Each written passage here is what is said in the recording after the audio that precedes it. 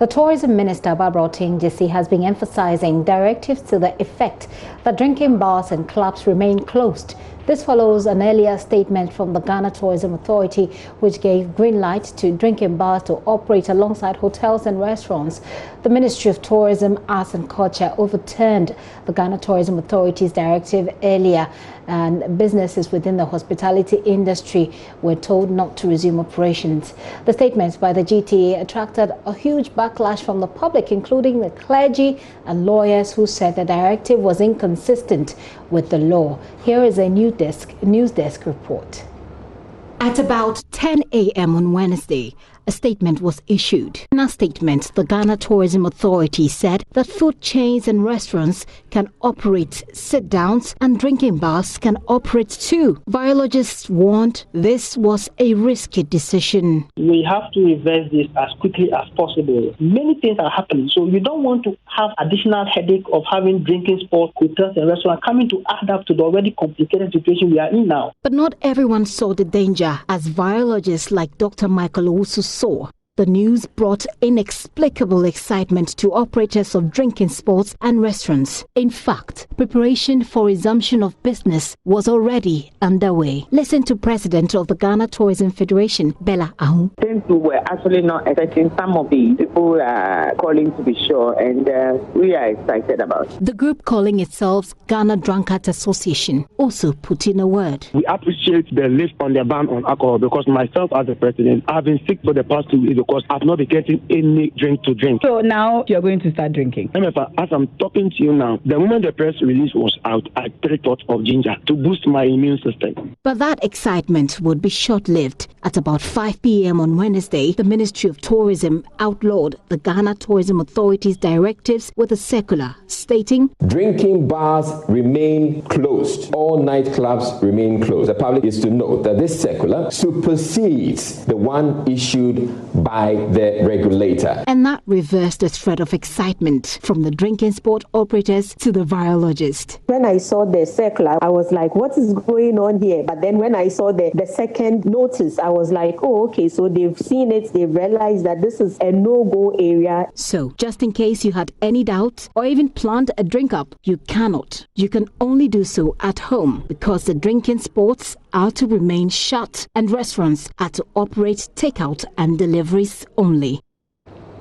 Why don't we hear from the Minister, Barbara Otinjesi, now? The Ghana Tourism Authority, per directives issued to the hospitality industry, inadvertently eased up the restrictions applicable to the industry by indicating that food chains and restaurants could operate sit-down services by observing social distancing protocols. It was also indicated that drinking bars could operate and also comply with social distancing protocols, but nightclubs would remain closed. However, we wish to clarify that further to the directive of His Excellency the President regarding the extension of the ban on public gatherings, the status quo remains the same, which means that bars, drinking bars and nightclubs remain closed. They cannot operate. Food chains and restaurants, including restaurants in hotels, can operate takeout and delivery services. This means that you can go to the food chain like Papaya or KFC, order your food and carry it away and have a meal in your home. Or you could go to a restaurant, order a meal and carry it away. On the other hand, you could also take advantage where they have delivery services to place a phone call, order your meal, and it will be delivered to you at home, and you can enjoy your meal. So this is a clarification that we want to bring to the public and to the industry, and we hope that they'll ensure compliance with these clarifications. Barbara Otinjesi. Meanwhile, the ranking member on Parliament's Health Committee, Kwabena Minta Akando, says the confusion with the opening of drinking bars is evident of government's poor management of the COVID-19 crisis, which it says has been inconsistent over the last few months. Government is being inconsistent. Okay, And I think that for me, it's my humble opinion that it's a strategy by government probably to, as it were, gloss over a lot of issues. I believe that government was testing the waters. And so they used the authority to come out.